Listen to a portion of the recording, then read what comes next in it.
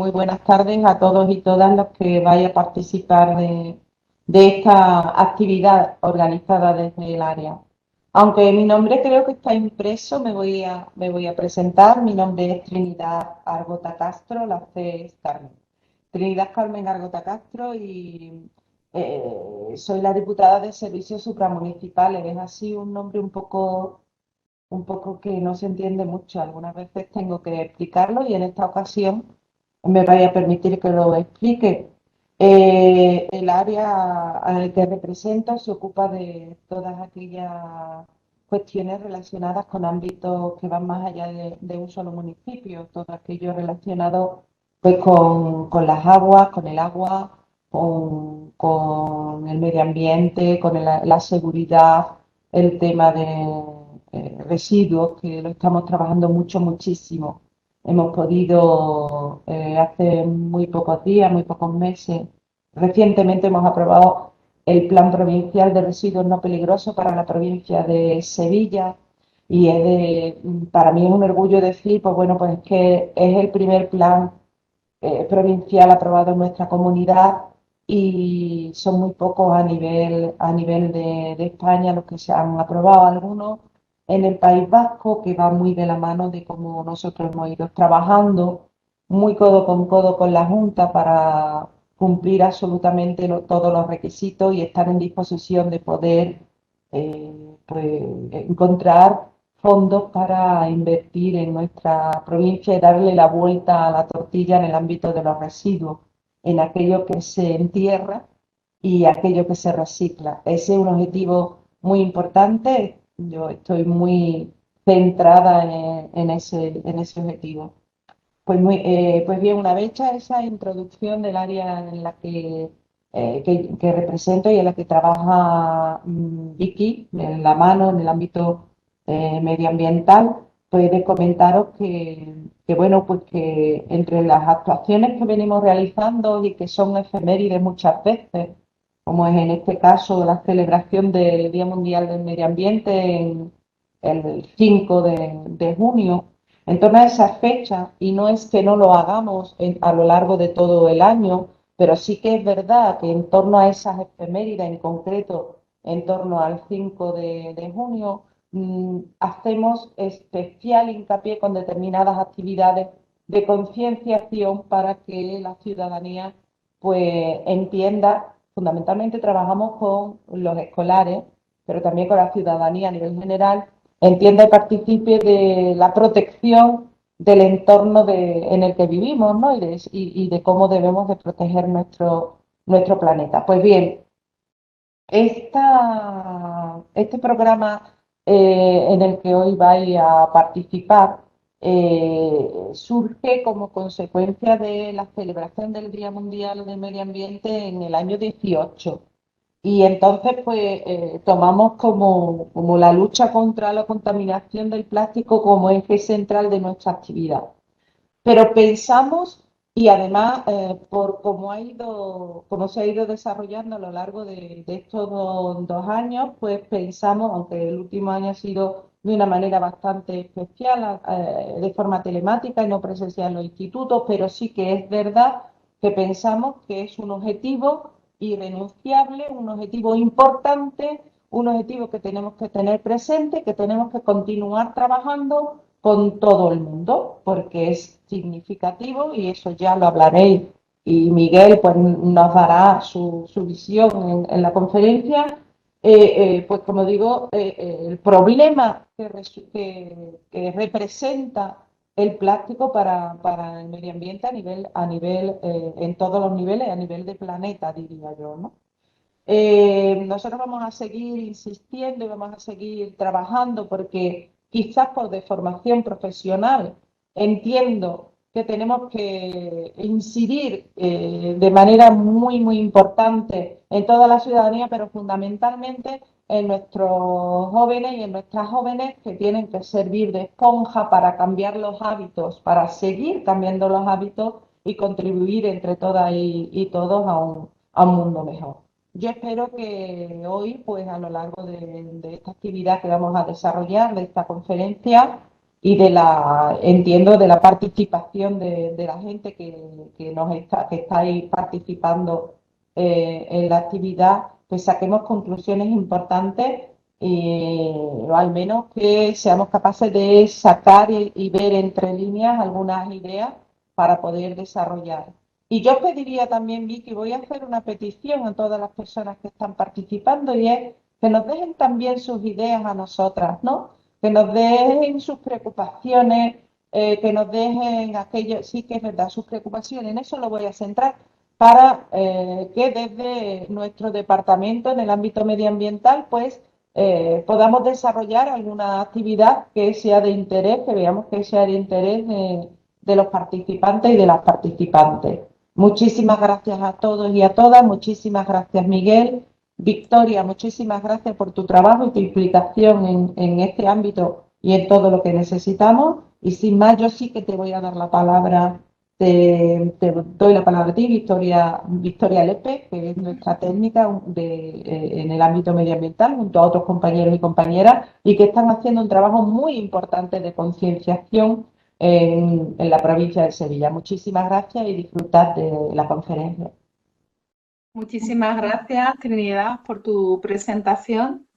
Como ha dicho nuestra diputada, esta actividad, este webinario es la primera actividad como tal que se va a desarrollar dentro del programa Frena la contaminación por plástico. Lo que pretendemos con esta serie de webinarios que continuarán, esperemos continúe el año que viene, es invitar a otros representantes de iniciativas o proyectos que comparten objetivos con nosotros, como en este caso la SEO BirdLife. En este webinario, que durará aproximadamente una hora, lo que queremos es ahondar en las amenazas y los retos que suponen los residuos abandonados en la naturaleza. Sabemos que el plástico, pues, es un material que se ha hecho casi imprescindible en nuestra vida en los últimos años, que su producción ha crecido exponencialmente desde el 1950, en el que se producía 2 millones aproximadamente de toneladas anuales a nivel mundial, a actualmente más de 400 millones de toneladas de producción de plástico. Casi todo, o casi, perdón, el 50% de estos plásticos son utilizados para productos desechables. Esto es una de las grandes causas o problemas, ¿no?, de la cultura de usar y tirar, del problema de la contaminación por plásticos mundialmente. Además de esta cultura de usar y tirar, hay otro problema, que es que de todo este plástico que se ha ido produciendo a lo largo de estos años y hasta ahora, tú me corriges si me confundo en las cifras, Miguel, casi el 80% de estos plásticos están acumulados en los vertederos o en los entornos naturales. Y al hilo de lo que nos va a contar nuestro invitado, el 57% de los plásticos producidos mundialmente acaban abandonados. Dadas las características del plástico, de su baja densidad, de la resistencia que tiene a la biodegradación, los residuos plásticos pues permanecen, como todos sabemos, cientos de años en el medio, contaminando los ecosistemas, favoreciendo la pérdida de biodiversidad o incluso afectando a la salud de las personas por la ingesta de microplásticos. De este tema es el que trata la SEO BirdLife, o se lo plantea, ¿no?, en el 2017, tú me puedes corregir, cuando inician el proyecto Libera, Unidos contra la Basuraleza. En este proyecto, el objetivo fundamental es frenar las consecuencias de esta basuraleza en el medio, en los entornos naturales, a través de la generación de conocimiento científico, a través de actividades de educación y de participación ciudadana. A raíz también de este proyecto Libera, se surgen varios informes donde se recogen pues, determinados impactos ambientales por el abandono de los residuos y concretamente por el abandono de las colillas de los cigarrillos, que es un tema que vamos también a tratar en este webinario, ¿no?, especialmente. Por esta implicación y por esta experiencia, queríamos que era muy importante que estuviese el representante de la SEO BirdLife pues protagonizando este webinario. Para ello tenemos a Miguel Muñoz, presento que es ambientólogo por la Universidad Rey Juan Carlos, posgraduado por el CSIC en energías renovables e hidrógeno y coordinador del proyecto Libera de la Life. Él nos hablará en un primer lugar del término basuraleza, de dónde surge. Después nos irá introduciendo en los diferentes impactos ambientales producidos por el abandono de los residuos y concretamente de las colillas, de los cigarrillos. Y finalmente, pues expondrá algunas soluciones que se plantean desde los diferentes sectores de la sociedad. Si, como decía nuestra diputada, dejaremos un espacio, un tiempo, finalmente para dudas, cuestiones, comentarios, sugerencias que podamos hacer entre todos. Y sin más dilación, pues doy paso a Miguel Muñoz. Muchísimas gracias, Trinidad. Muchísimas gracias, Victoria, por la invitación. Un placer estar aquí, poder compartir un poco nuestro proyecto y el conocimiento adquirido en él. Tengo un pequeño problema como logístico porque no me deja compartir contenido. Entiendo que es porque no me habéis hecho organizador, que seguramente lo solucionáis rápidamente y pueda compartir la PPT. Ahora sí me deja. Ahora, sí. Genial. Bien, pues como estaba comentando Victoria, básicamente lo que pretendemos es nada, en 15 minutos, confirmarme que se ve mi pantalla. ¿Lo ves, Victoria? Sí. Sí, Genial. se ve Miguel perfectamente. Muchas gracias. Nada, es simplemente acercaros un poquito cuál es el impacto de las basuras abandonadas en la naturaleza. Nos centraremos evidentemente en plástico porque es el material mayoritario de estos residuos encontrados, pero no queríamos solo mostraros el impacto como tal, sino aportar un poquito nuestro granito de arena y mostrar o perfilar algunas de las soluciones que consideramos que tanto a título colectivo como individual que podemos poner en marcha, ¿no? No solo diagnosticamos la enfermedad, sino que vamos a intentar pues poner los medicamentos necesarios para acabar con ella.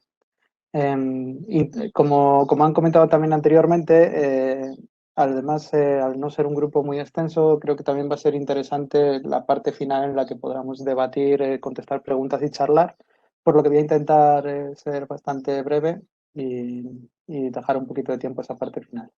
Bien, si lo que pretendíamos, como indicaba Victoria, hace 4 años poner un proyecto en marcha desde SEO, que podamos evidenciar, este es el objetivo al final, evidenciar que el problema de las basuras en la naturaleza no solo es un problema estético, es decir, no solo estamos afeando el campo, sino que hay un problema ambiental y un problema de salud incluso económico detrás.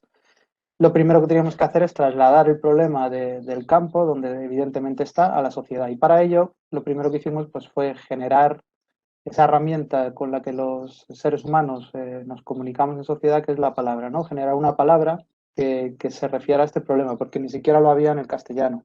Los ingleses, que sí que son más ágiles en esto de deconstruir palabras, cogieron la palabra litter, que es basura, y hicieron littering, que es como basureando. Así que utilizando un poquito ese juego, lo que hicimos fue juntar basura con naturaleza y generar basuraleza, que seguramente hayáis escuchado en medios y demás, con el objetivo de que al escuchar la palabra directamente sepamos a qué nos referimos sin necesitar una definición, ¿no? Pero básicamente cuando la escuchéis y la nombraré a lo largo de la presentación, me estoy refiriendo a residuos sólidos manufacturados por el ser humano abandonados en entornos naturales, la definición de littering como tal, ¿vale? Antes de empezar la charla, sí que me interesaría hacer una pequeña reflexión que me parece que es muy útil en general con todos los problemas en conservación de ecología, pero en general es una reflexión que yo creo que os animo a hacer en diferentes ámbitos de la vida, que son las escalas temporales, ¿no? Antes ya incluso Victoria ha dejado caer que pueden tardar 200 años en degradarse un plástico. Claro, el ser humano tiene un problema, que es nuestra capacidad cognitiva funciona por comparación. Es decir, si yo quiero saber cuán lejos está, no sé, Valencia, digo, pues 300 kilómetros. Y yo sé que Arganda está a 3, pues 10 veces Arganda, 100 veces Arganda. Y más o menos pues te haces una idea, ¿no? Siempre comparas, todo funciona comparando. ¿Cuál es el problema con las grandes cifras o las pequeñas? Que no tienes nada que acogerte, no tienes forma de comparar. De tal forma que si te digo que producimos 8 millones de toneladas de plástico que vertimos al mar todos los años, no sabemos que es mucho, pero no sabes exactamente qué cantidad es, ¿no? Yo tenía un profesor de economía que decía que si el ser humano fuera capaz de asimilar estas cantidades, la lotería no existiría, ¿no? Si fuéramos capaces de saber cuán de pequeña es la probabilidad de que te toque una lotería, nadie lo comprara. que precisamente esta incapacidad cognitiva era la que hacía pues que no seamos capaces de ver lo grande y lo pequeño. Y este tipo de representaciones, como la que tenéis en pantalla, creo que nos es muy útil para entender y situarnos un poquito en el entorno en el que estamos, ¿no? Pongamos que el planeta se formó hace justo 24 horas. Imaginemos que ese reloj marca 24 horas de lo que es un día. Y justo acabamos de cumplir 24 horas de la existencia del planeta, ¿no? Pues si eso fuese así, el planeta se tiró desde las 00 que se formó hasta las 7:45, es decir, más de la mitad del tiempo que el planeta lleva existiendo, planeta Tierra, ha sido una masa de materia inerte dando vueltas alrededor del Sol, sin nada vivo. Los primeros seres vivos, que son seres vivos muy simples, células procariotas sobre todo, aparecieron sobre esa hora, 7:45. Hace realmente nada, si lo comparamos, ¿no?, con el tiempo de la Tierra. Bueno, las primeras plantas aparecieron a las 9, plantas muy simples, plantas vasculares, helechos y demás. A las 10, es decir, hace un par de horas, aparecieron los primeros animales. Animales, insisto, también muy simples. Los dinosaurios aparecieron a las 10:45, hace 1 hora y cuarto. Primeros mamíferos hace 1 hora. Los dinosaurios se extinguieron hace 15 minutos. Y el ser humano, todo el ser humano, la prehistoria mucho más, por supuesto, y la historia, desde que hay escritos, ¿no?, hace mucho más reciente, apenas lleva 1 minuto en la Tierra de lo que es el tiempo de vida de la Tierra.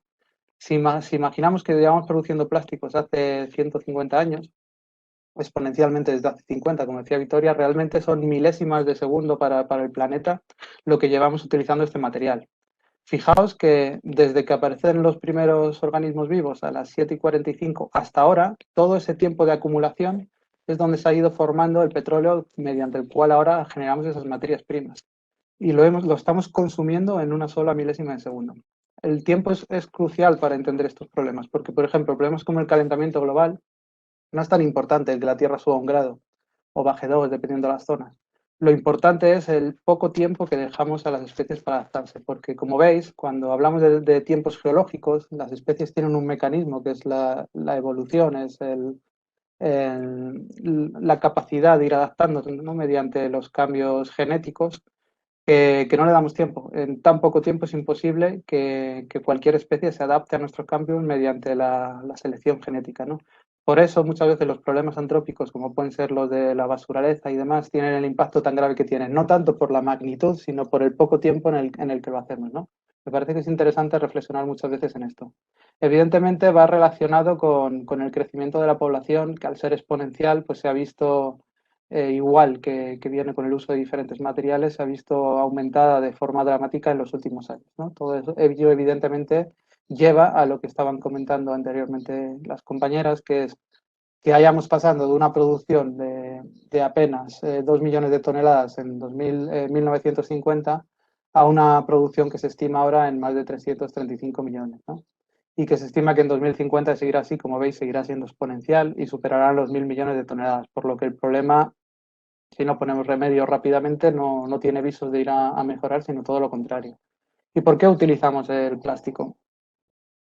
Quiero decir que cuando hablamos de basuraleza hablamos de todo, vidrios, metales, pero evidentemente nuestras caracterizaciones, como ahora veréis, nos hace pensar que el material mayoritario de los residuos que encontramos son polímeros plásticos. ¿Y por qué utilizamos tanto plástico? Hay una reflexión también interesante a hacer. Normalmente tendemos a posicionarnos desde sectores ecologistas muy en contra de los plásticos, ¿no? Casi vemos o contribuimos a esa demonización de los plásticos. Cuando yo estoy bastante en contra de esa postura, porque además creo que no es eficaz. Creo que el plástico, vivimos en la era del plástico. Los plásticos nos permiten generar todo tipo de materiales. Si os fijáis alrededor de vosotros, seguramente tendréis un portátil hecho con plástico, un reloj. Ya no hablemos de materiales médicos que nos han salvado ahora con el COVID, o el casco de la moto que yo me pongo para venir a trabajar, o unas lentillas. Es un material que nos ha permitido dar un salto tecnológico y evolutivo prácticamente sin precedentes. De hecho, hay algunos investigadores que ya hablan, antropólogos, de la era del plástico, ¿no?, en la que vivimos.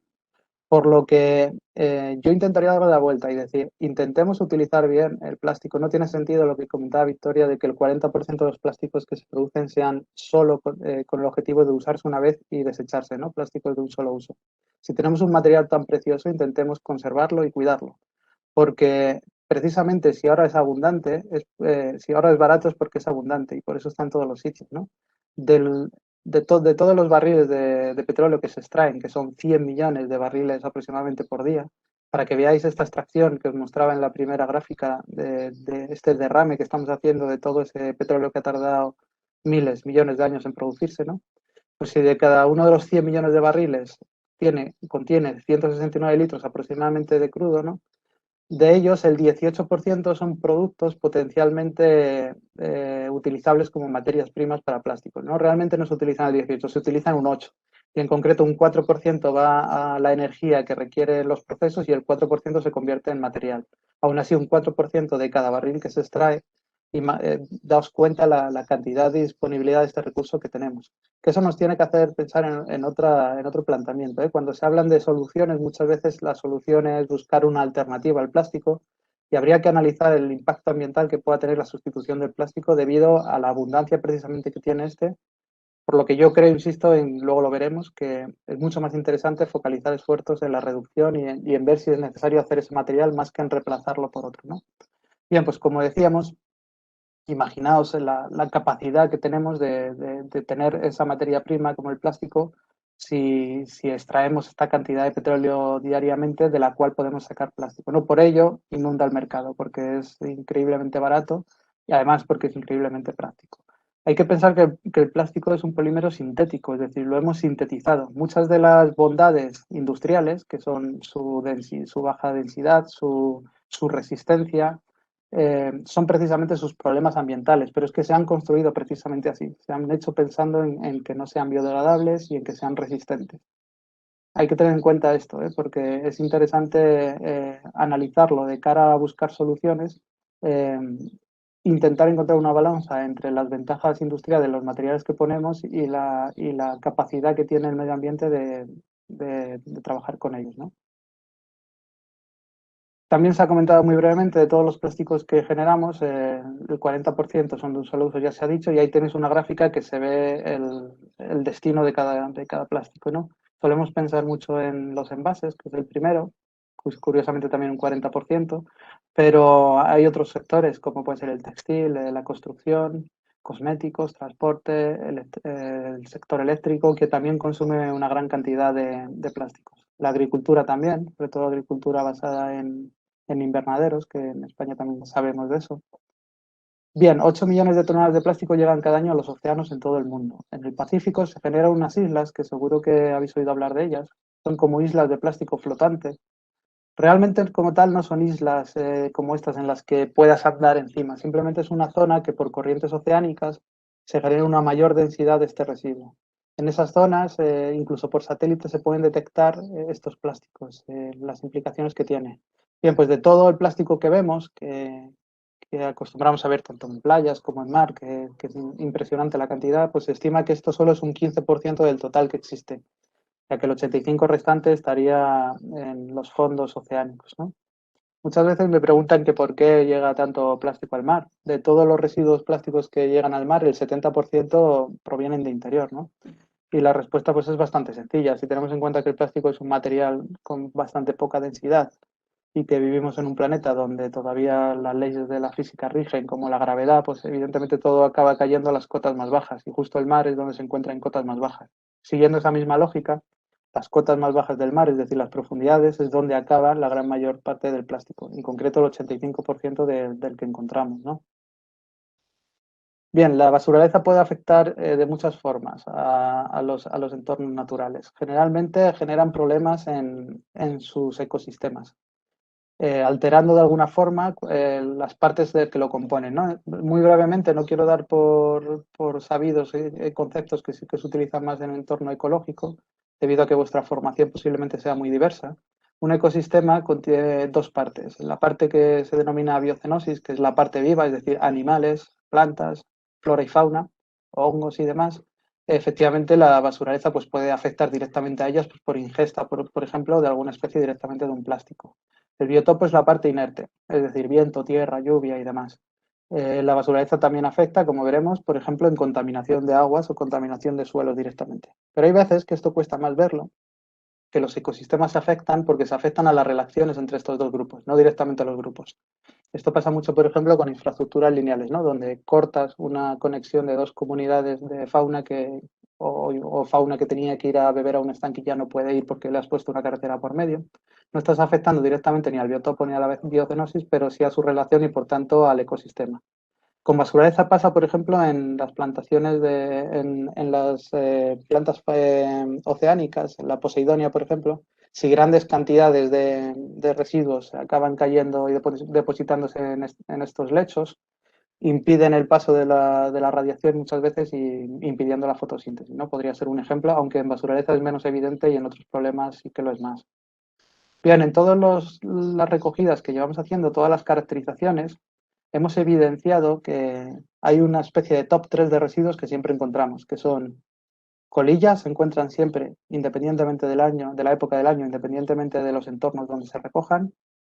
También se encuentran toallitas húmedas, muy asociadas a ríos y a mares también, pero independientemente de donde estemos. Y luego pequeños envases o pequeños fragmentos de plástico. Estos tres son como el top 3 de residuos que habitualmente encontramos. Lo que tienen en común los tres es que los tres están hechos de polímeros plásticos. Empecemos con colillas y veamos el impacto, por ejemplo. Las colillas están hechas de un material que se llama acetato de celulosa. Pese a que pueda parecer que es algodón, creo que esto es una de las causas por las que las personas lo arrojan con mayor facilidad. Es más fácil ver a alguien arrojando una colilla, incluso fijaos en las televisiones, películas y demás, que no una botella o una lata. Y creo que es esta sensación de que es algodón, ¿no? De que no es plástico. Bien, en la colilla realmente no es tan preocupante el polímero, aunque sí que puede llegar a serlo. No hay que olvidar que se producen 6 billones, es decir, 6 millones de millones, billones nuestros, de colillas anualmente, y se estiman que 4,5 anualmente acaban abandonadas en la naturaleza. Pero como decía, no es tan peligroso para el medio ambiente el polímero del que están hechos, sino las sustancias que están adheridas a ellas, ¿no? Se han calculado hasta 400 sustancias potencialmente tóxicas. Sobre todo problemáticas el cadmio y el arsénico, que son metales pesados, pues letales para muchas comunidades naturales, ¿no? Hay estudios que avalan que una sola colilla puede llegar a contaminar hasta 50 litros de agua potable. Si multiplicamos los 4,5 billones, nos damos cuenta que estamos ante un problema global, ¿no? Aparte, evidentemente, el problema que tienen las colillas de incendios, que en España sabemos también bastante de eso. Solo en Australia se calculó que en los últimos 10 años 4.500 incendios fueron originados por estas colillas abandonadas en la naturaleza. Sí que creo que aquí las campañas de la DGT han surtido efecto porque normalmente en campo sueles ver personas que la tiran y la pisan, por lo que sí que les ha llegado el mensaje de que eso puede ser un problema porque genera incendios, pero igual no les ha llegado todavía el mensaje suficientemente ampliado de que esto es un problema de toxicidad o de contaminación de suelos y aguas independientemente de si se pisa o no, ¿no? Bien, cuando hablamos de impactos directos de los plásticos, porque el plástico tiene muchas capacidades de impactar a fauna, pero cuando hablamos de impacto directo, podemos separar dos grandes tipos de impacto, ¿no? El que son ingesta y enredos. Cuando hablamos de ingesta, podemos separar también, a su vez, como dos tipos de polímeros. Los polímeros duros, que ingieren normalmente aves marinas. Aquí tenéis un alcatraz, el pobre, que ha sido presa de un enredo, ¿no? Estos plásticos pueden tener bordes cortantes que lo que hacen es generar fisuras o cortes dentro del tracto digestivo, produciendo muchas veces desde úlceras, incluso infecciones y la muerte, ¿no? Cuando el plástico es pequeño o es blando, como pueden ser gomas, chicles, preservativos y demás, el problema suele ser de colapsar las vías respiratorias. Muchas especies acaban muriendo, muchos individuos por ingesta directa por un problema de asfixia, ¿no? Luego, otro problema son dentro de la ingesta, por seguir por ese camino, el de los microplásticos. Los plásticos como tal no son biodegradables, es decir, no existe un organismo vivo, o casi no existe, porque se está estudiando algunos que sí, ¿no? Pero generalmente no existen organismos vivos que sean capaces de metabolizar el plástico, es decir, no lo destruimos porque no nos alimentamos de él, nosotros ni en general bacterias, ni casi ningún ser vivo, ¿no? Por ello se dice que no es biodegradable, pero eso no quiere decir que no sea degradable. De hecho, con la radiación ultravioleta, normalmente rayos solares, el plástico grande se va fragmentando en plásticos más pequeños. Cuando esos plásticos son menores a 5 milímetros, se hablan de microplásticos. Los microplásticos son un problema también de ingesta, sobre todo en especies filtradoras. Hay muchos aves filtradoras, como pueden ser flamencos o sobre todo mamíferos marinos, ballenas y demás, que perecen todos los años por ingesta de estos plásticos. Normalmente mueren por una sensación de saciedad que le lleva a la inanición, es decir, ellos sienten que se están alimentando, pero no están ingiriendo plancton, sino que lo que ingieren es plástico que no les alimenta y acaban muriendo por ello, ¿no? En total se estima que la ONU estimó que más de 1 millón de aves marinas o 100.000 mamíferos marinos y tortugas mueren cada año en enredo por culpa de estas dos causas, no tanto de enredo como ingestión de basuras marinas. Aquí tenéis los estudios que se han publicado relativos en la izquierda a... Disculpar, que se pasa sola. En la izquierda tenéis los relativos a enredos y en la derecha a ingestión y por grupos faunísticos, ¿no?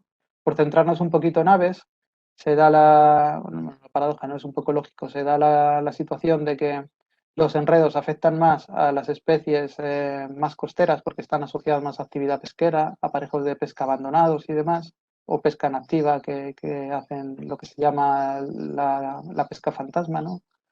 El bycatch. Y tenemos aquí que esas aves, como pueden ser pues los charranes o bueno, todas las aves más asociadas a costa, ¿no?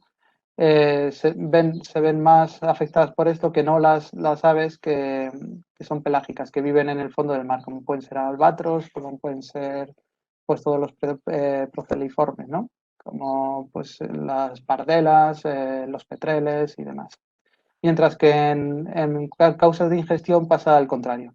Las aves que viven más en fondos marinos, por decir así, no en fondos, sino metidos en alta mar, las que se acercan menos a costa, son más afectadas por problemas de ingestión, mientras que en comparación menos las costeras, ¿no? Pero vamos, independientemente, como veis, afectan a todos de alguna u otra medida. Bien, ya hemos hablado del problema de los microplásticos. Los microplásticos, aparte de la ingesta, el problema es que al ser tan chiquititos, por su estructura suelen tener una superficie específica muy alta, lo cual hace que se le adhieran diferentes sustancias tóxicas que pueden ser desde metales pesados o patógenos como bacterias y virus. Y en muchos casos, de hecho, incluso el microplástico hace de vector de estas enfermedades, colonizando nuevas zonas de estos patógenos donde no existían antes, ¿no? Aparte del problema de intoxicación de especies que ingieran esos microplásticos. Hay un estudio en concreto que se publicó hace un par de años en una universidad austriaca que avala que el problema de los microplásticos ya incluso está llegando a nuestra salud. El estudio en concreto analizó diferentes individuos de los 5 continentes y en todos ellos se mostraban restos de microplástico en heces y metabolitos de microplástico procedentes de plástico en la orina. Ahora falta analizar cómo esos plásticos están afectando nuestra salud. Si lo estuvieran haciendo, que yo estoy seguro que de aquí en poco tiempo habrá publicaciones en este sentido, pero que ya tenemos microplásticos en nuestros estómagos es una evidencia. A veces incluido directamente en dieta, sobre todo de pescado, bueno, más que pescado, moluscos y demás, porque al parecer hay estudios también que avalan que el pescado no llega a pasar el microplástico a las fibras musculares, que es lo que te comes, sino que quedan en las vísceras. Pero bueno, hay pescados pequeñitos que no los comemos enteros o diferentes moluscos que lo comes entero, ¿no? Y estás incluyendo. Pero el problema no es tanto al parecer por la ingesta, sino por la dieta, sino por el continuo contacto que tenemos con plásticos, ya sean prendas textiles que están desprendiendo fibras, el cepillo de dientes, cremas, ahora ya no, pero antes algunos cremas se utilizaban fibras de microplásticos, pequeños bolitos, chicles y demás, ¿no? Que estamos continuamente ingiriendo pequeñas porciones de plástico sin darnos cuenta. Aparte bueno, voy a dar muy rápidamente esto que creo que más o menos se puede entender, pero es interesante porque igual no controláis. Hay veces que las especies que se ven más afectadas son especies de cadenas tróficas más altas, es decir, águilas, osos polares, grandes pescados y demás, por dos tipos de problemas. El primero es el de bioacumulación, que seguro que hayáis oído hablar. Se dice siempre que el tóxico lo delimita la dosis, no tanto la sustancia, ¿no? Que incluso el agua, si ingieras mucho, puede llegar a ser tóxico para el cuerpo. Pues la bioacumulación consiste un poquito en eso, en evaluar cómo un contaminante que tú no eres capaz de excretar lo vas acumulando en el tiempo si lo vas ingiriendo. Es decir, imaginaos una sardinilla que cada día ingiera un alimento con un picogramo de plomo. si no lo excreta, como es lo que pasa con muchos metales pesados, a lo largo del tiempo pues va a poder llegar a un umbral de contaminante donde sí que le va a afectar para su salud, independientemente de que lo que consuma diariamente sea muy poco, ¿no? Porque lo vas bioacumulando. Ese fenómeno existe y es igual para todos los grupos faunísticos, pero el de biomagnificación, insisto, afecta más a las altas cadenas tróficas, que normalmente son las especies que ya están más tocadas, ¿no? Por una lógica de conservación de que cuanto más alto estés en la cadena trófica, menor tiene que ser el número de individuos para sostenerse y por lo tanto más vulnerables. Esto quiere decir, es exactamente lo igual que antes, pero en lugar de tiempo, avanzando en la cadena trófica. Si una sardinilla come pequeños camarones y cada pequeño camarón tiene un picogramo, una foca come miles de sardinas que ya han incluido lo de los camarones, al final el oso va acumulando el de toda la cadena anterior, ¿no? Es un poco la idea. Pensar que en tierra las cadenas tróficas son muy cortitas, por ejemplo, hierba, conejo, el conejo se la come el águila y el águila come mucho el buitre, ¿no? En 4 o 5 eslabones has terminado la cadena trófica. Pero en mar hay cadenas, las cadenas son mucho más largas. Podemos hablar de cadenas, pues incluso 15, 20 eslabones sin ningún problema, ¿eh? Dependiendo de la especie, la zona y demás, pero aquí estos problemas se ven biomagnificados con más facilidad. Y por último decir que aparte de un problema de salud y ambiental, también es un problema económico. Se estima que hasta 18.000 euros al año se pierden por buque pesquero por la pérdida o la merma de la pesca fantasma de la que hacíamos alusión antes. Eso que Estados Unidos gasta hasta 11 millones de dólares en limpieza de playas, Europa hasta 5, que evidentemente estas limpiezas se tienen que producir por la basura que normalmente dejamos depositadas allí o que arrastra directamente la marea, ¿no?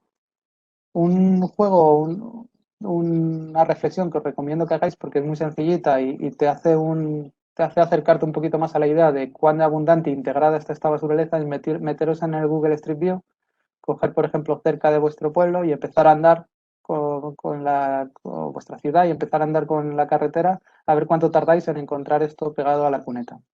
Vais a ver, este ejercicio lo hice yo y os prometo que no tardas más de 1 o 2 minutos y te encuentras algo que en muchos casos incluso lo tienes tan interiorizado que te parece que forma parte del paisaje, ni siquiera te das cuenta. Hacerlo, insisto, porque es sorprendente ver que por mucho que lo pongas al azar, no te va a llevar mucho tiempo encontrarte tanto si son espacios naturales protegidos como si es una carretera más urbana, te va a dar igual. Vas a encontrar basuraleza, lo hagas donde lo hagas. Esto nos debe hacer una idea también de reflexión del uso que hacen muchas veces de las carreteras, que por eso sacamos también una campaña referente a cunetas, ¿no? Del peligro que tiene, cómo arrojamos habitualmente por las carreteras, por las ventanillas, todos los residuos que no queremos llevar el coche, ¿no? Dicho todo esto, planteo muy brevemente las posibles soluciones.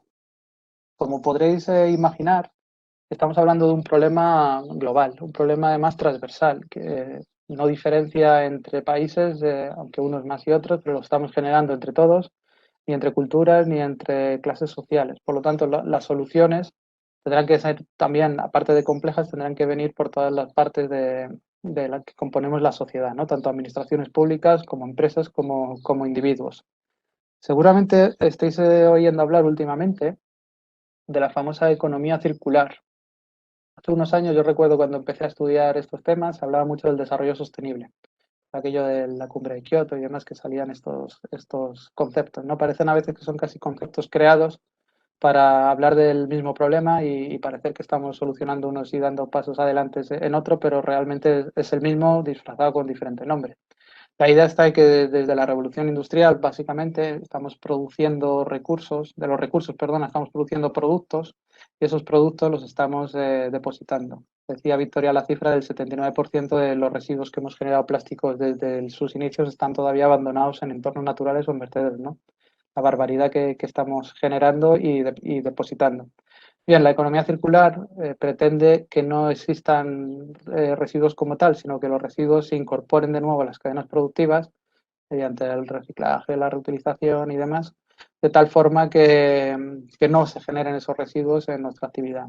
Evidentemente esto es un horizonte utópico, siempre se genera algún tipo de residuos, pero pretende que sea el menor posible, ¿no?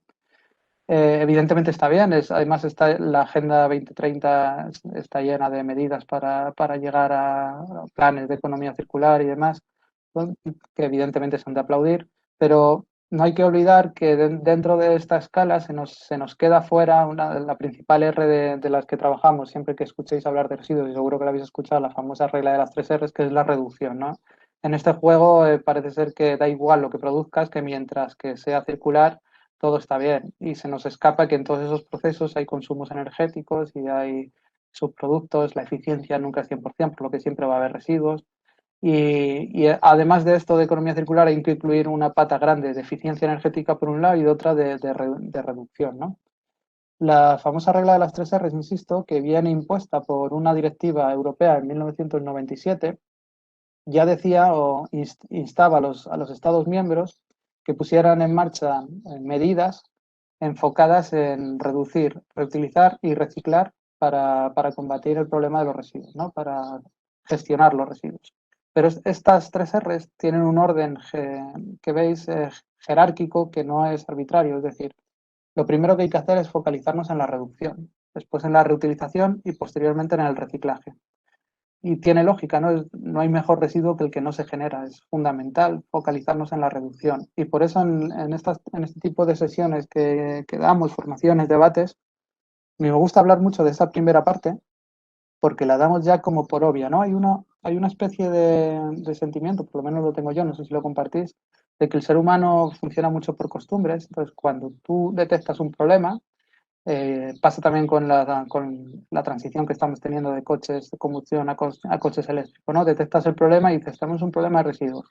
Y lo primero que se te ocurre es cómo buscar un sustituto al material que genera el problema, o si es el coche, cambiar de explosión, cambiar un coche eléctrico, pero no te planteas el modelo en sí, no te planteas si tiene sentido que estemos generando la cantidad de residuos que estamos generando porque estamos haciendo plásticos de un solo uso, si tiene sentido que yo renueve un móvil cada 3 meses cuando puede vivir tranquilamente 5 o 10 años, si tiene sentido no reparar una lavadora porque te sale más rentable comprar una nueva, ¿no?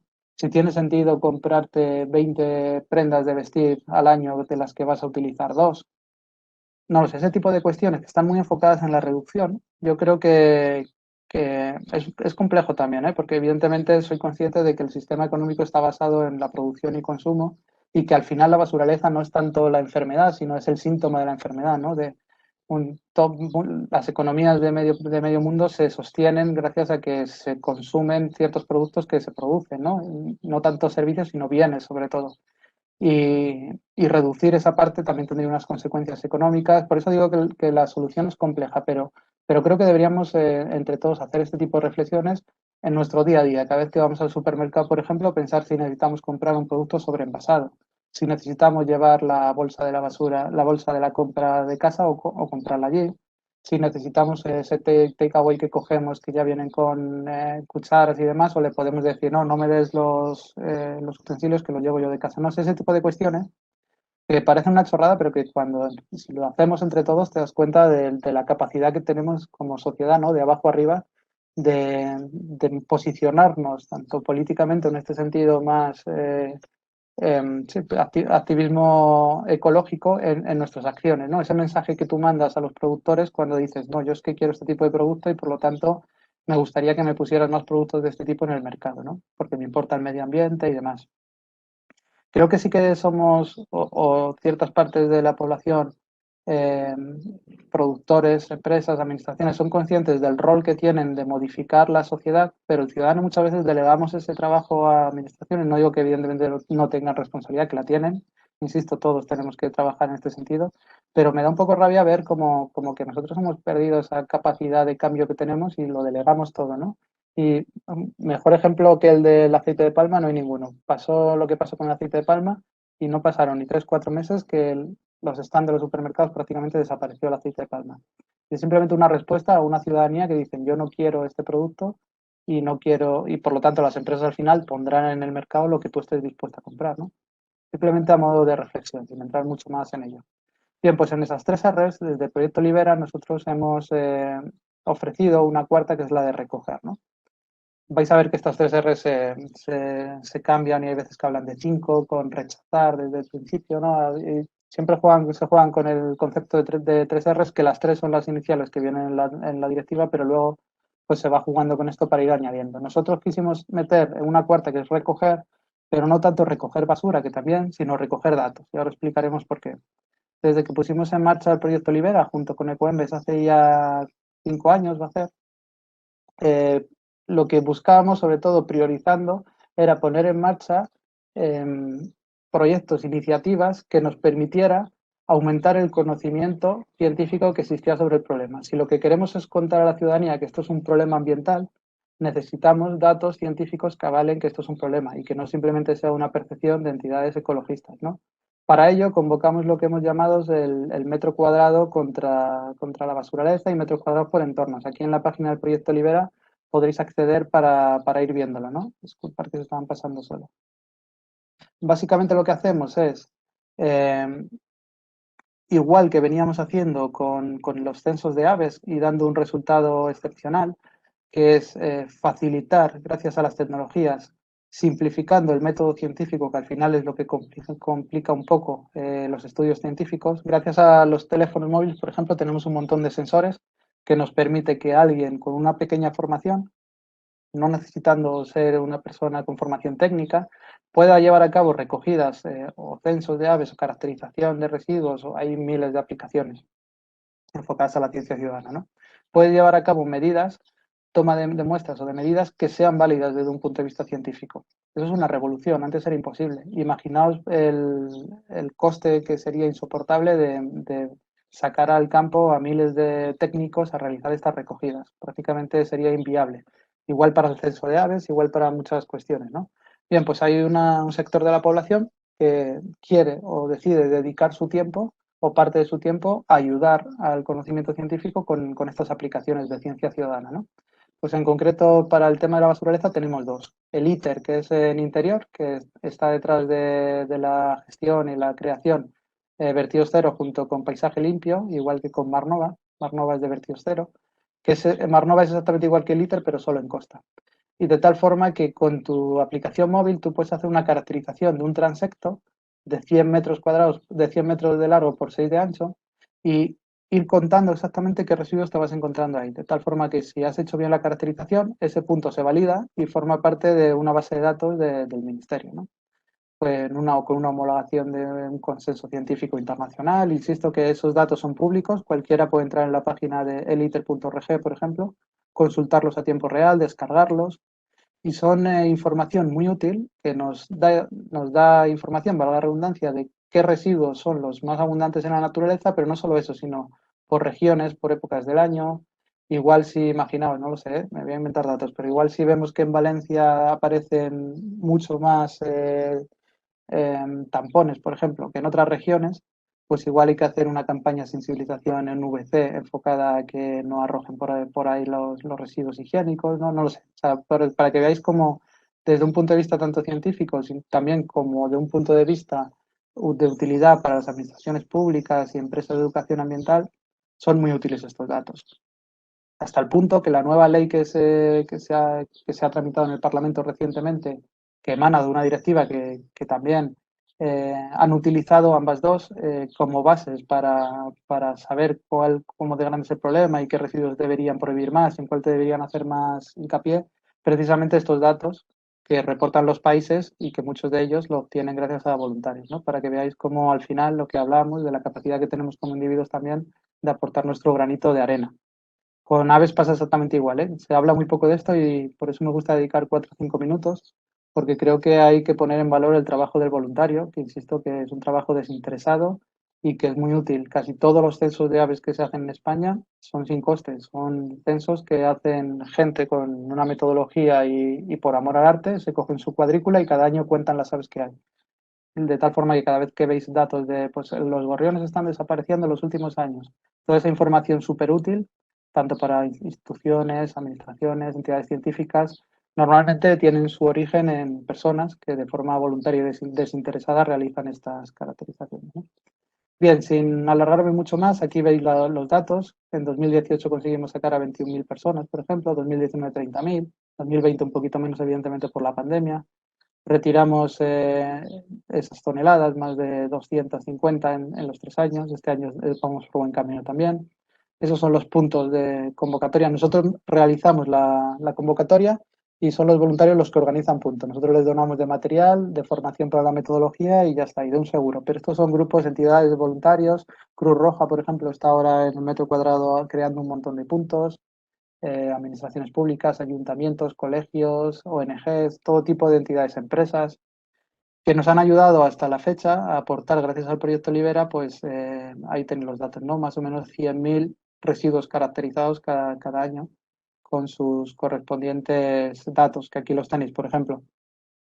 Gracias a ello sabemos que lo que más se encuentran son toallitas, latas de bebida, colillas, bolsas de plástico, un poquito lo que os contaba. Estos serían en ríos, en pantanos, estos serían mar y playa, estos serían bosque y monte, son muy parecidos, casi todos los datos. Y nada, la historia es seguir generando este conocimiento científico. Animaos a que os bajéis las aplicaciones o a que generéis un punto de recogida con nosotros y participéis. Y por mi parte, poco más. Yo creo que es interesante el poco tiempo que nos queda dedicarlo a turno de preguntas y debates, reflexiones, si os parece. Así que dejo de compartir y soy todo oídos. Un segundín, a ver si encuentro. Aquí. Muchísimas gracias, Miguel. Animo a los asistentes a que planteéis dudas, cuestiones a través del chat. Yo tengo una pregunta, bueno, un poco para desarrollar, si nos podías informar sobre las posibilidades del reciclado de las colillas, porque en alguna ocasión nos planteamos esto, ¿vale? Recogemos las colillas, ¿qué hacemos con ellas? Las depositamos en el contenedor de resto. Actualmente no existe otra posibilidad, ¿no? Pero se está investigando, se está abriendo el camino al reciclaje de las colillas. ¿Es posible? Sí, claro. El problema que tenemos con las colillas, como ya indicas, los sistemas de gestión el que tenemos instalado en España, que es el SIG, Sistema de Gestión Integrada, que el representante del contenedor azul y amarillo es Ecoembes, del verde sería Ecovidrio. Como vosotros sabréis, pero creo que es interesante comentarlo por si algún asistente no está tan al tanto. Vienen definidos por un principio rector europeo de que quien contamina paga, de tal forma que quien pone un envase en el mercado, mediante el punto verde, tú ya al comprar ese envase, al comprar ese producto, tú ya estás pagando por la gestión del envase, porque los SIC solo son obligatorios de momento para envases que se pongan en el mercado, pero no para el producto. ¿Qué pasa con las colillas? Que la colilla es el producto, de tal forma que las empresas que ponen en el mercado el paquete tienen una obligación de gestionar, de recoger selectivamente el envase, pero no el producto. Eso es cómo está la normativa a día de hoy. La nueva directiva sí y la nueva ley que está ahora en trámite sí que está entrando en diferentes SIG que hay que implantar en el textil y orgánico, que estáis ahora también los ayuntamientos ahí a tope con ello. Pero hay que tener la cabeza, o por decir así, hay que tener el contexto global de los residuos, de que en casa sería imposible el que separamos cada uno de las tipologías de materiales para luego ir a llevarlos a puntos limpios o a centros de recogida, ¿no? Dicho esto, a día de hoy las colillas, el único sitio donde se puede depositar es el contenedor resto, aunque hay algunos papeleras de ayuntamientos que sí que tienen diferenciadas la zona donde tiras la colilla que no el resto de basura, más que nada para evitar incendios. El potencial que hay con colillas, hay diferentes estudios que están intentando ver cómo utilizar el acetato de celulosa. Hay uno, curiosamente, de la Universidad Extremeña, de una universidad en Extremadura, que se han dado cuenta de lo útil que es para utilizarlo como material de aislante. De tal forma que en estudios de música y demás, donde quieres que haya aislamientos acústicos, se están utilizando este tipo de material reciclado de colillas para pues, aislar acústicamente todo, ¿no? El problema es, insisto, en generar una infraestructura destinada a recoger solo colillas, que imagino que llevaría un coste y habría que ver hasta cuándo pues, eso pudiera ser viablemente económico, ¿no? O qué hacer con ellas, ¿no? A día de hoy también hay administraciones que reparten en las playas ceniceros portátiles o sea, la prioridad ahora es evitar que se tiren las colillas al suelo. Posteriormente, luego ver cómo gestionarlas va a ser una complicación porque no se recogen selectivamente, insisto, sino que van al contenedor de resto, que en muchos casos eso acaba en el vertedero. Yo creo personalmente que las soluciones tienen que ir más tecnológicas, más una vez que llega a la planta, como la planta ser capaz de separarlas y demás, que ahí hay mucho trabajo que hacer.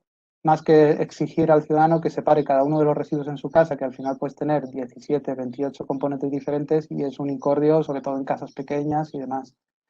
Creo, ¿eh? Y por último, en cuanto a colillas, me preocupa la deriva que creo que va a venir, que es sustituir el polímero por colillas biodegradables.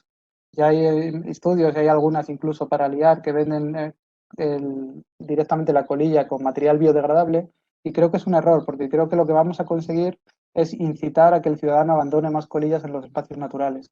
Ya hemos visto con la presentación que el polímero en sí no es lo más preocupante de la colilla. Al final se convierte en microplásticos que abundan el problema que ya tenemos, pero el problema son esas 400 sustancias tóxicas que contiene la colilla, que no la vas a eliminar por poner un filtro biodegradable. Y me da miedo, tengo la preocupación que si se instaura esto, el ciudadano se sienta como menos responsable de arrojar colillas cuando sabe que el filtro es biodegradable, sin pensar en las repercusiones de las sustancias tóxicas que aún así está liberando a los espacios naturales. Pues sí, muy bien aclarada la duda. Tenemos una pregunta sobre los aceites usados que se vierten desde casa. Si existe algún dato que indique que se deba trabajar en una mayor concienciación para no verterlos. Considera que es un grave desconocimiento de los ciudadanos. Sí, total.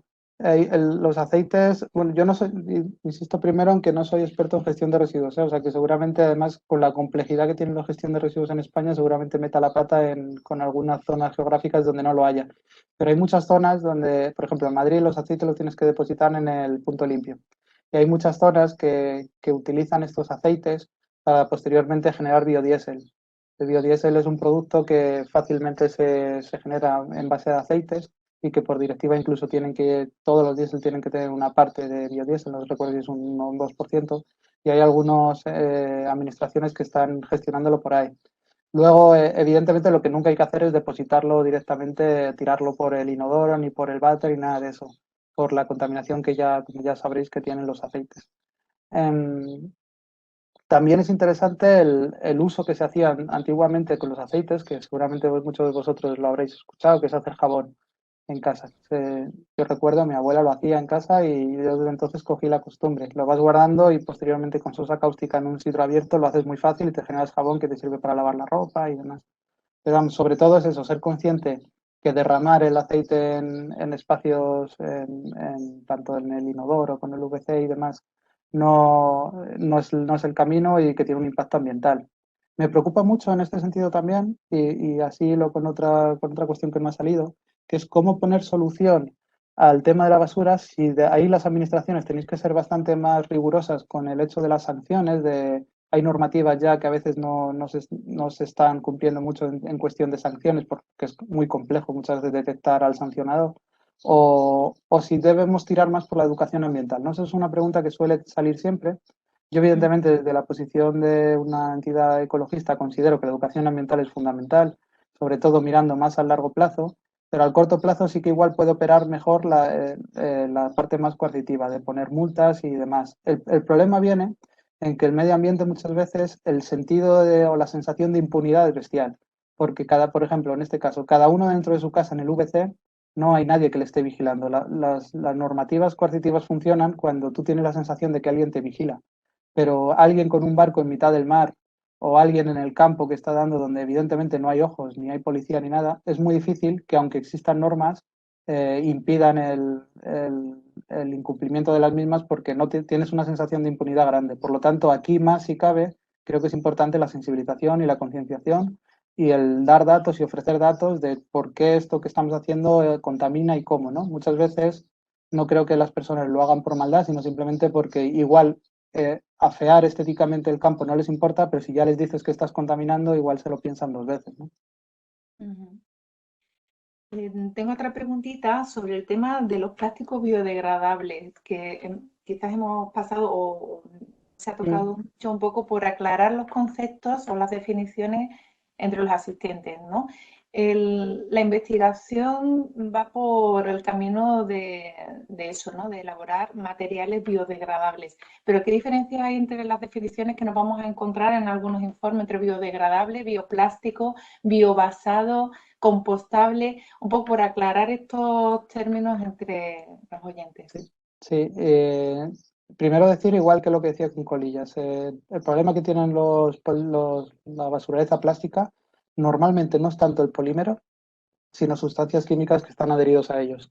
En caso de los plásticos, por ejemplo, hay retardantes de llama, sustancias colorantes, aditivos, hay diferentes aditivos que se le echa al plástico para darle diferentes propiedades que requiere la industria, que son causantes de problemas. Por ejemplo, hay algunos que son, los PCB son disruptores endocrinos, por ejemplo, dan problemas sobre todo hormonales, embarazos y demás, hay algunos incluso que son potencialmente cancerígenos. Esto, independientemente si el plástico es biodegradable o no, no lo vamos a quitar, porque van a seguir teniendo esas sustancias porque se requieren para la industria, ¿no?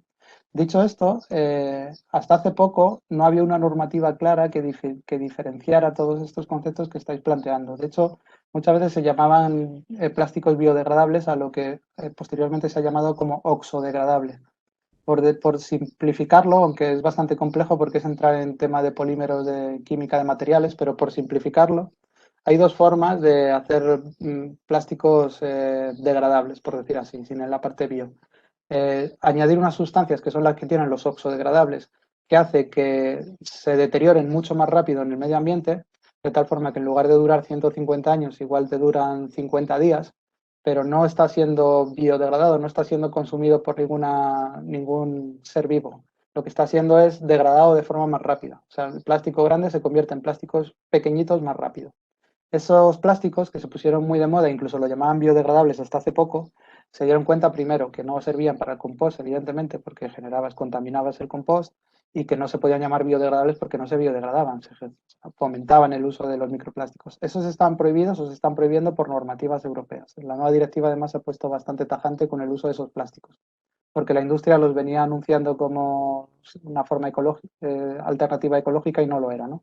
Y luego, dentro del grupo de los biodegradables, que hay diferentes también, has contado tú diferentes ejemplos de ellos, depende mucho más si el origen es directamente de fécula de patata, origen natural o no, pero bueno, para llamarlo biodegradable, porque nos entendamos todos, debe ser capaz de ser consumido o metabolizado por un ser vivo, es decir, tener fibras que no sean polímeros plásticos, sino que sean fibras naturales. Y en caso de que sea compostable, aparte de ello, tiene que estar libre de cualquier sustancia que pueda llegar a contaminar el compost al que vaya destinado. Por ejemplo, la fracción orgánica muchas veces se deriva, o con lo que se tira ahí, se deriva para generar compost. En algunas plantas de tratamiento directamente rompen las bolsas, pero en otras, si la bolsa ya directamente es compostable, pues no sería necesario, sería mucho más sencillo el proceso y se podría llevar directamente a compostar todo junto. Bueno, al hilo de esto de las bolsas compostables, simplemente me he acordado que, bueno, podemos comprobar que ya en los comercios, a raíz del Real Decreto sobre las bolsas de plástico que salió en el 2018, a partir de enero de este año, lo que son las bolsas ligeras o muy ligeras deben de ser de plástico biodegradable compostable. Esto es algo bueno, animo a que el consumidor lo pruebe cuando le dé este tipo de bolsas pequeñas para meter la fruta o para meter la chacina y recordar que esas bolsas no van al contenedor amarillo. Esas bolsas van al contenedor de resto, que ya tenemos también la inercia de que todo lo que parece plástico no va al contenedor de restos. Claro, es que eso que has contado, perdona que te corte, es muy interesante. Sí. Perdona. Lo que me había confundido en lo del contenedor. Sí, te doy paso, Miguel. Sí, el contenedor amarillo no es el de plástico, que mucha gente se equivoca con esto. El contenedor amarillo es el de envases que no sean de vidrio y no sean de papel y cartón. Ahí entran un montón de materiales y un montón de tipologías. Y envases, porque hay productos plásticos que, como no han pagado el punto verde, no deberían tirarse al contenedor amarillo. Por eso digo que la forma en la que el ciudadano deba gestionar sus residuos, cuanto más se lo simplifiquemos mejor, y cuanto más complejicemos de hay que añadir 27 contenedores, creo que al final, insisto que no soy experto en gestión de residuos, pero creo que al final igual va a ser mucho más sencillo trabajarlo en planta directamente con tecnología y, por ejemplo, hay países que separan el húmedo del seco. Hay diferentes formas de gestionarlo y al final todos van encaminados en lo mismo. ¿De qué forma, una vez en planta, vamos a ser capaces de sacar más fácil las fracciones para poderlas tratar independientemente? Bueno, no sé si tenemos alguna pregunta más. Yo aquí es esencial, un momentito, voy a leerlo en el chat. La educación ambiental desde bien pequeños para tener conciencia. Bueno, nos da las gracias, muy interesante el webinario. Emilio Corral, creo que es de uno de los institutos que hemos estado trabajando con el programa. Totalmente de acuerdo, Emilio. Muchas gracias a vosotros. No sé si, Trinidad, ¿tienes alguna cuestión, alguna duda? ¿Quieres comentar, concluir con alguna idea? Si no, paso a hacer... No, vas a concluir tú como quedábamos ayer. Lo que sí me gustaría es dar las gracias a Miguel y a todos los participantes y las participantes que están por aquí. Y públicamente me gustaría dar las gracias a todo el equipo de monitores y monitoras que trabajan desde nuestro área en este sentido, en algo que yo creo que Miguel también le ha dado mucha importancia. Creo que ya no es por deformación profesional, ya creo que es porque es así, y tú lo has dicho también, yo soy maestra, entonces, y además digo maestra, ¿eh? No digo profesora, digo maestra. Entiendo que, y nuestro plan provincial lo recoge, hay una parte importantísima que es la de educación, la de dar a conocer. Una actuación no tiene éxito si la gente no la hace suya. Nosotros podemos poner 27 contenedores, como tú has dicho, podemos poner lo que queramos, pero si no hay esa educación por parte de las administraciones y de las entidades como la tuya, ¿no? Que de manera coordinada nos ponemos a- a querer cambiar esa forma de actuar que tenemos con la rutina en nuestro planeta, si no nos ponemos a educar a la gente, si la ciudadanía no hace suyo el objetivo, será un fracaso. Por lo tanto, yo hago especial hincapié en esa cuestión que Miguel también ha señalado. Nosotros desde la parte de medio ambiente hay algo, un peso muy específico en el ámbito de la educación medioambiental. Ellas y ellos están continuamente dándole vueltas al talento, a ver qué podemos hacer en nuestros colegios y en nuestros GIE para implicar, como digo, a todo el mundo. Porque cuando los jóvenes y las jóvenes están implicados, los niños y las niñas están implicados e implicadas, los padres y las madres no terminan por más que hacer lo que el niño o la niña le riñe, ¿no? Aquello del envase al que ha hecho referencia de cualquier zumo, ver al padre que lo tira en el cubo que no es, ¿no? Se le riñe y se educa al mismo tiempo. Yo finalizo como he empezado. Muchísimas gracias, Miguel, por la atención hacia este programa. Tiene las puertas abiertas para seguir colaborando con nosotros y con nosotras, con nuestra gente, con nuestros monitores y monitoras en nuestros centros educativos de la provincia. E insisto, Vicky, te lo digo a ti como al resto de las personas que componen nuestro cuerpo de monitores y monitoras. Muchísimas gracias por vuestra implicación y seguiremos trabajando para ese objetivo del cambio de nuestro planeta. Vamos a empezar por la provincia. Nosotros nos vamos a quedar de momento en la provincia, pero que, como digo, estoy muy agradecida por vuestra labor. Pues muchísimas gracias. También nos agradece desde el chat a nuestras compañeras monitoras de medio ambiente. Me ha parecido muy interesante y muy necesaria la implementación de programas como el de Libera, ¿no? En este marco de la educación ambiental que también hacemos las administraciones públicas.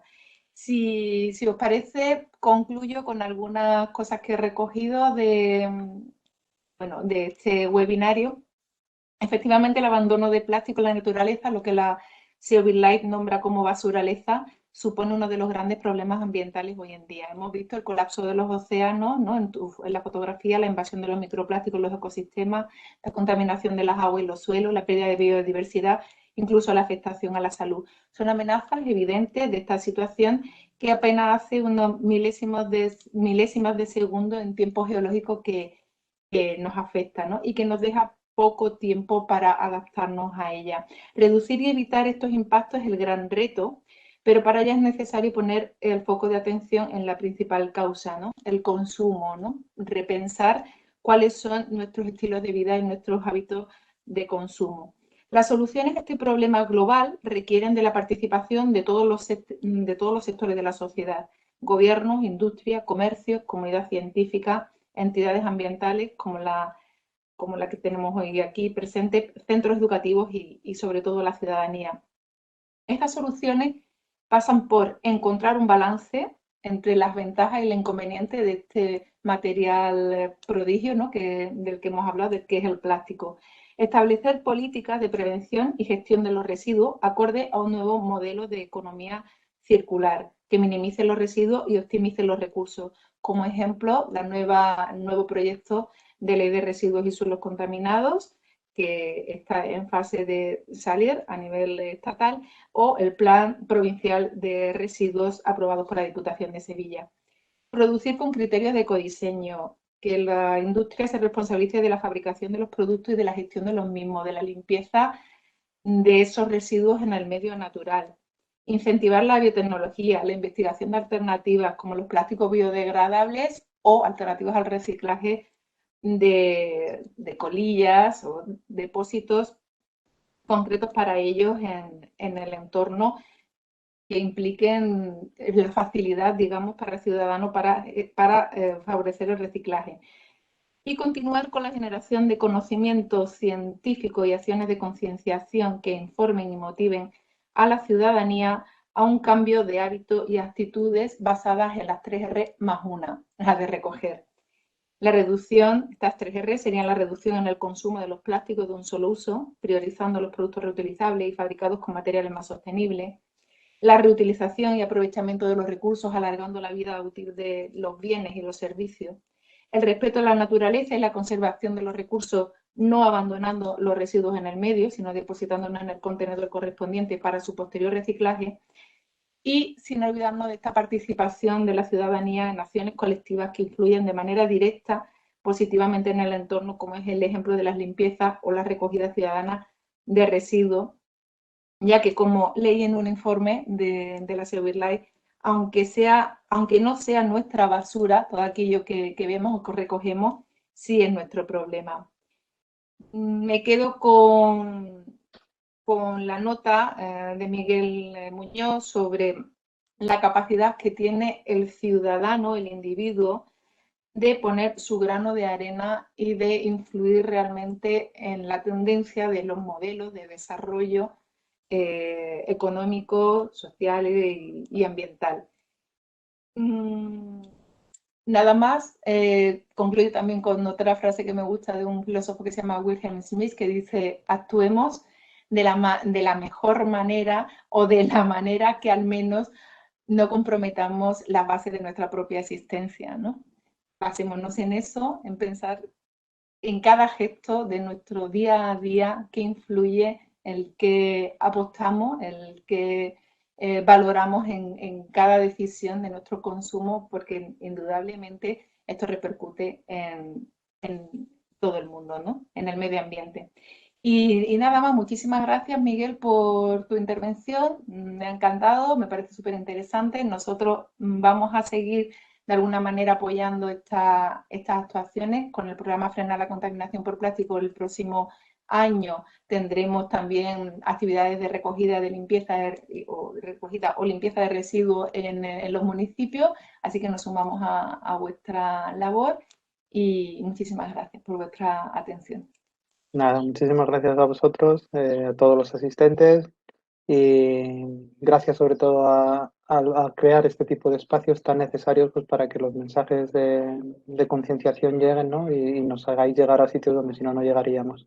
Y hago también mías las palabras de Trinidad de pensemos, tengamos espacios de reflexión global como esto, ¿no? Pensemos globalmente, pero luego actuemos localmente, nosotros con la Diputación y cada uno en su entorno, y cada uno con nuestro granito, pues construiremos la montaña que necesitamos. Muchas gracias. Muchas gracias, Miguel. Saludos a todos. Hasta luego. Adiós.